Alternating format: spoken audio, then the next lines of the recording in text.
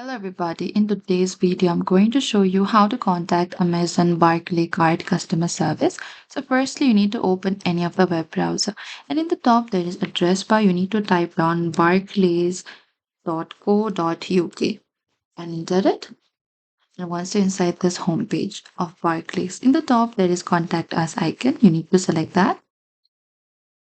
And from the contact us here, you can simply choose your topic. If you have any issue with your online banking, accessibility, states, and bereavement, what you can do is you can simply open it. And from here, you can also message them, call them over here.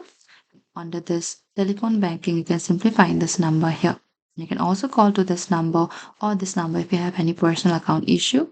And before contacting, make sure you have a card or account information ready for your verification and never share your password or one-time security codes. And that is it. Thank you for watching this video. I hope this video was helpful. If you have any queries or confusion, please comment down below and we will reach out to you very soon.